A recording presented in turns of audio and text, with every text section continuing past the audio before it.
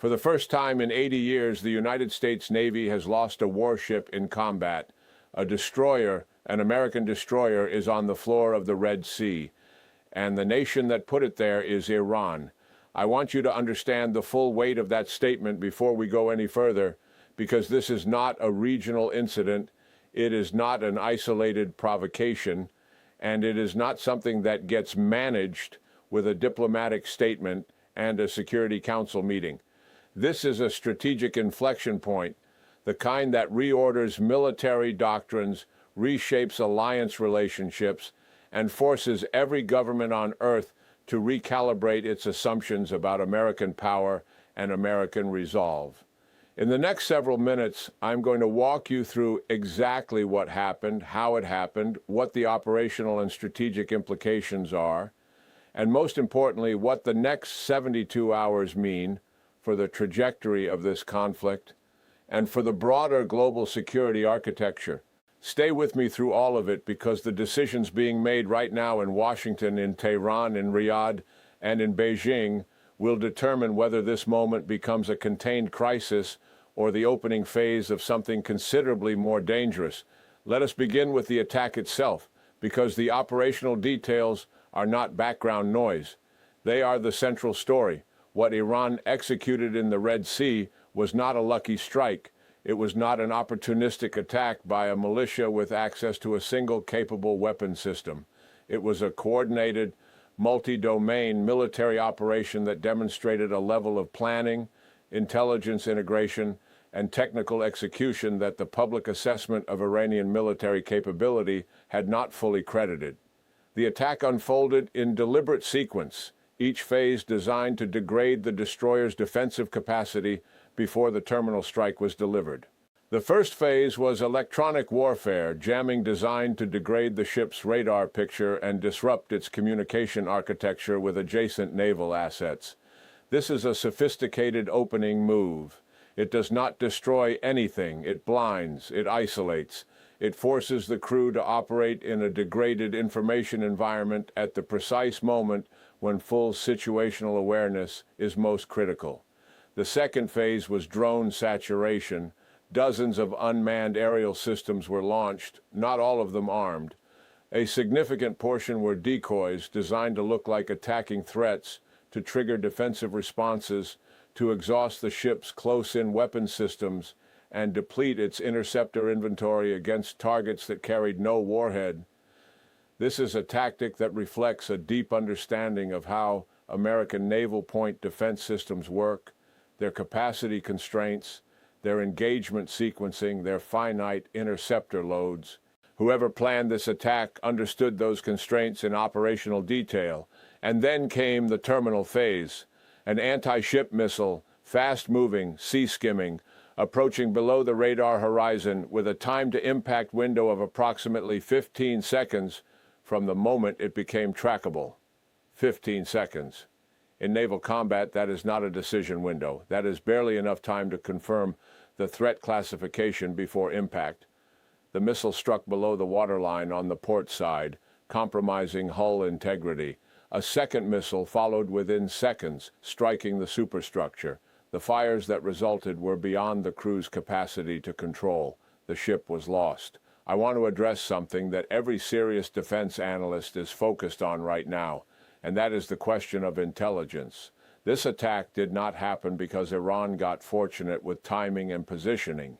The sequencing, the coordination of electronic warfare with drone saturation, with terminal strike, the selection of the engagement window, all of it reflects pre-attack intelligence work that goes beyond what Iran's organic collection capabilities are publicly assessed to provide. There are serious questions being pursued at the highest levels of the intelligence community about whether state-level satellite intelligence was shared with Iranian commanders in the hours preceding this attack. This is not speculation for its own sake.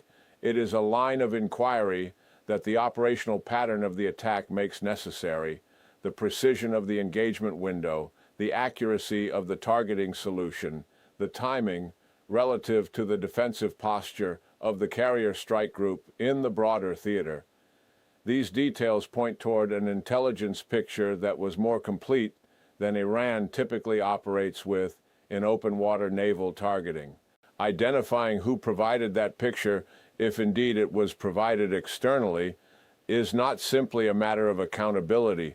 It is a matter of understanding the full scope of the coalition that may be operating against American interests in this theater. And if you think that dimension of this story is serious, the strategic implications of what comes next are considerably more so. Let us talk about what this loss means in terms of deterrence, because deterrence is the foundation on which American strategic posture in the Middle East and in every other theater rests. Deterrence is not simply a function of military capability. Every serious strategist understands that capability alone does not deter. What deters is the credible combination of capability and demonstrated will to use it.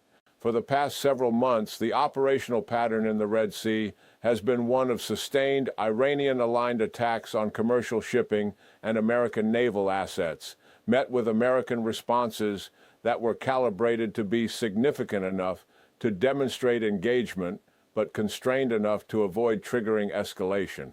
That calibration has a cost. Every time an adversary tests a red line and finds that the response, while real, does not fundamentally alter their operational capacity or their strategic calculus, they update their threat assessment.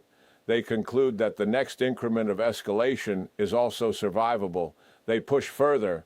What we are witnessing now is the terminal consequence of that incremental process. Iran calculated, based on months of operational observation, that a major strike was achievable and that the American response, while certain, would be constrained by the same political and strategic considerations that had shaped every previous response. That calculation produced the decision to sink a destroyer. And now Washington faces a response calculus that has no clean answer and no option without serious risk. The response options available to the United States military are real. They are capable, and they can be executed with speed and precision. There is no question about American military capacity to strike Iranian naval infrastructure, missile storage facilities, command and control nodes, and the broader architecture of Iranian power projection capability in the Gulf region. The capability exists, the targeting packages exist, the assets are in the theater.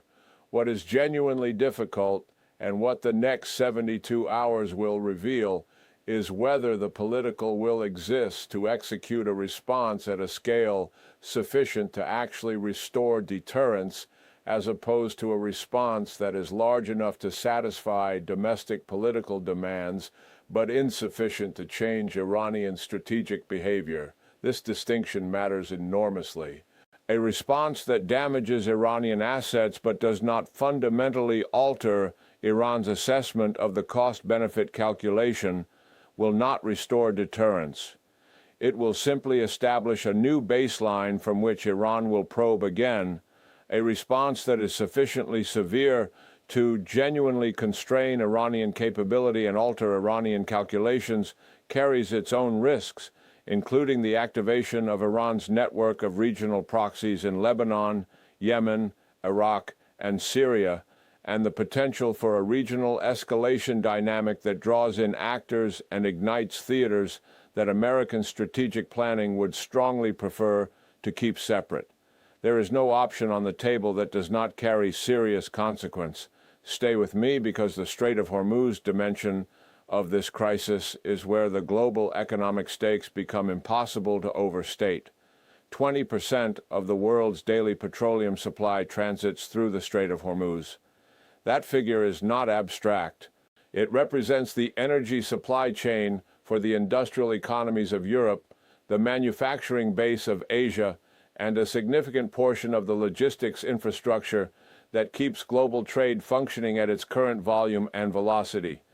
Iran has both the geographic position and the demonstrated capability to significantly disrupt transit through that waterway, either through mining operations, naval interdiction, or missile strikes against tanker traffic. In a scenario where American military action against Iran triggers an Iranian decision to threaten or close the strait, the economic consequences are not linear projections from current oil prices. They are step function disruptions of the kind that global energy markets have not experienced at this scale. The insurance cost increases that commercial shipping absorbed during months of Houthi attacks in the Red Sea, which were themselves significant enough to reroute enormous volumes of global trade around the Cape of Good Hope, would be a modest preview of what Hormuz disruption produces. Oil prices in that scenario reach levels that generate inflationary pressure across every import-dependent economy on Earth.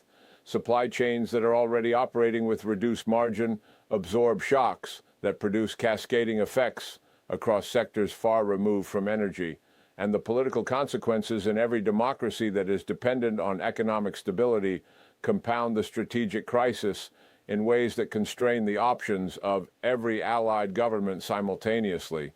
This is the leverage that Iran holds and that Iranian strategic planners understand they hold.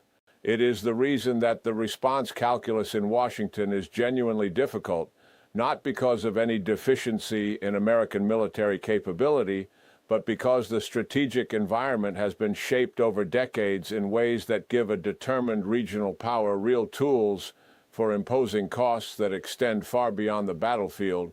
What happened next changed everything about how we must think about this confrontation, because the sinking of this destroyer is not the end of a sequence. It is the beginning of one, and the decisions made in the next 72 hours in Washington, Tehran, Riyadh, Jerusalem, Moscow, and Beijing will determine the shape of that sequence for months and potentially years ahead. Every one of those capitals is watching, and every one of them is drawing conclusions that will drive their own decisions in their own theaters.